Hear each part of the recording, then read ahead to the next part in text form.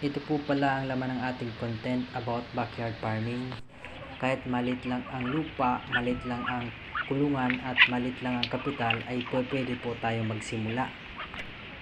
Tips sa pag-aalaga at sa mga alternatibong pampatuka ay makikita niyo po yan sa ating content. Mapagpalang araw po mga kabakyard. Ito na po ang update sa ating backyard At meron na po tayong biik. Yan po. Ito po ang kapalit sa ating unang baboy na inalagaan. Yan po.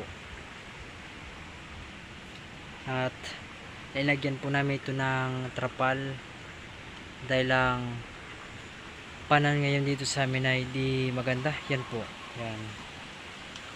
Basa na naman ang paligid. Yan po.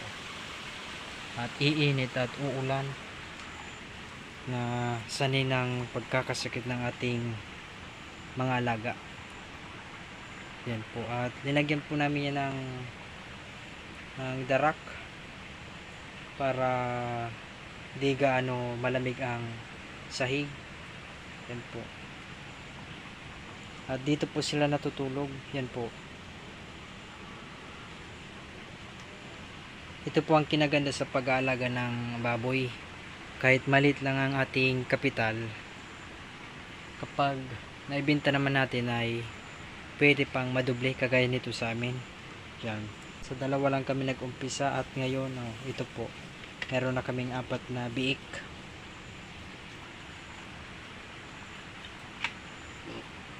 Ayan. Ayan.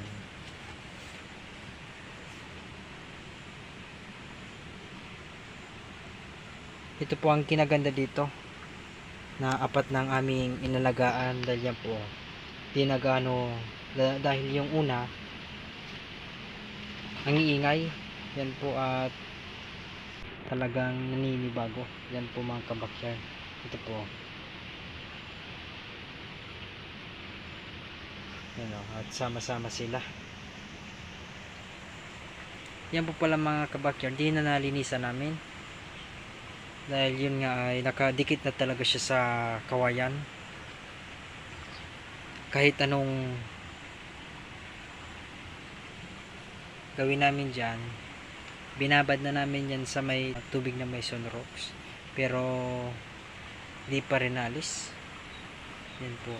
At dun po sila dumudumi. Yan. Talagang alam nila kung saan sila dudumi. Yan. Dahil dito sila yan, natutulog. Yan.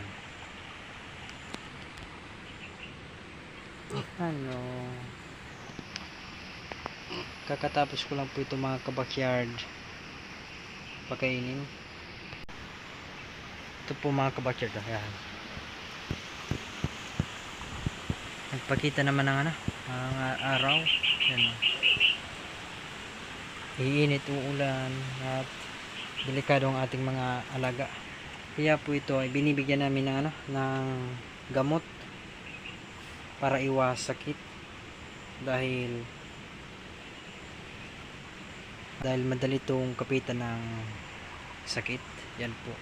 Kaya yan palibutan namin ng trapal para yung hampas ng hangin na malamig ay di dumirekta sa kanila at hanggang dyan lang sa hanggang dito at di pumasok sa kulungan.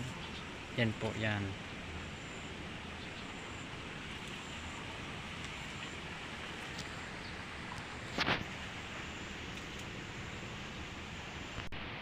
Ito po ang kinaganda sa pag-aalaga ng baboy, kaso nga lang ay magastos sa feeds dahil di po ito kagaya ng native na baboy na bigyan mo ng mga alternatibong pampakain ay kakain yun at magandang kanilang pangatawan. Ito pwede, hindi po ito kagaya nun dahil pag ito ay tinitipid mo sa pagkain sa feeds ay tipidin po ang kanilang timbang. Pero maganda naman po ang kitaan. At nag-umpisa lang po kami sa 2 at ngayon po ay 4 na. Yan, kasya naman natin ito dito. Yan, ang laki din naman ng ating kulungan. Ito po, yan, ang himbing ng kanilang tulog at di sila nilalamig mga kabakyardo. Yan. Yan po, kanilang kalagayan, no? Di sila nilalamig dahil sa nilagay nating trapal. Yan po. Ito po ay di gaano pala ka taas. Yan po. Yan, no. Mababa lang. Pero di naman po ito mainit. Dahil ang kanyang bubong ay yan po, anahaw. Dahil kung ganito kababa, talagang iinitan ng ating mga alaga, mga baboy.